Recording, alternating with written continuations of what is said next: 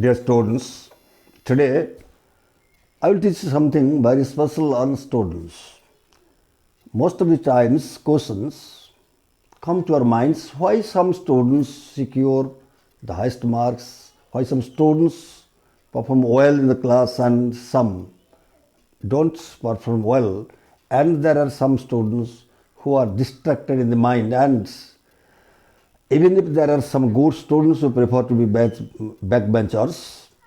So considering these aspects, I mean to say that why there is a distraction, why there are some students who perform well outside the class, that means in other areas they perform well, but in studies they do not perform well. In this regard, one childhood rhyme comes to my mind, that is, what is learned with pleasure is learned full measure. That means interest or enthusiasm only makes the difference.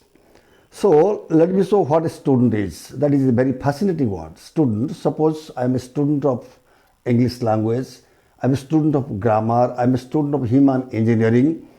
Let me just clarify just the types of students. Though before that, I want to know meaning of students. So I have prepared an acronym. Student, the first S stands for synergistic, cooperative, connecting, powerful, something like this, tenacious, firm, unassuming, debonair, enthusiastic, noting based on intellect, transform. A student has all these components. If he is filled with all the components, powerful components, then he is called a real student and is sure to secure good marks and perform well in the examination. Then types of students. So I have already told you there are some precocious children who are called child prodigy, polymath. They perform well. Without any hesitation, without a hitch, they perform well in the class. Number 2, opsimath, slow learner. That is egghead, very studious, work hard, average or medium. Another number 5 is introvert, who is very shy. Unless and until they are asked, they never stand up and answer the questions. Extrovert is very prompt, outgoing. Number 7, that is half-wit, underachiever. They do not achieve well or perform well in the class. So I have prepared these 7 types of students, and this is the definition of your students. You just write them down. After that, I will give brief description of types of students.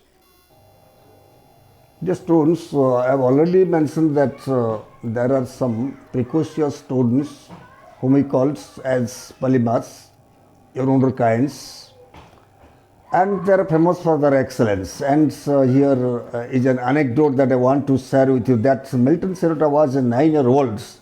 He was a nephew of Edward Kastner, who was moving with his friends on the seashore, and all of a sudden he discovered a word, that is Google. You see, a 9-year-old student could invent a word. And there is a boy of 10-year-old that he was challenging the world that he can answer. He could answer the meaning of any difficult words. So he was asked what is osteochondrodysplasia, and he replied it easily. So what happens, I have already told you that enthusiasm makes the difference. If the student is more interested in a particular branch or field or area, he will develop. You see, that is VAC, visual, seeing, vision, auditory and kinesthetic. In visual learning, a student gives all his attention to the body language and the facial expressions of a teacher, and he gets fascinated. If it is not fascinated or interested in the facial expression of body language of a teacher, he will not remember anything. Auditory, that is means ear. He has to listen clearly to the teachings of a teacher. That should have clarity. Okay. Then kinesthetic, tactile, that means touch.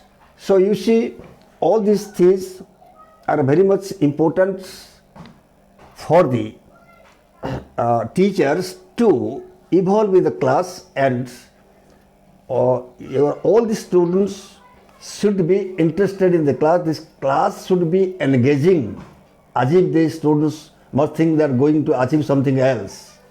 So you remember this, and all the students, I would say, give all attention to be good human beings, to good citizens. So if you like this, share this and subscribe it. Thank you. Muchas gracias.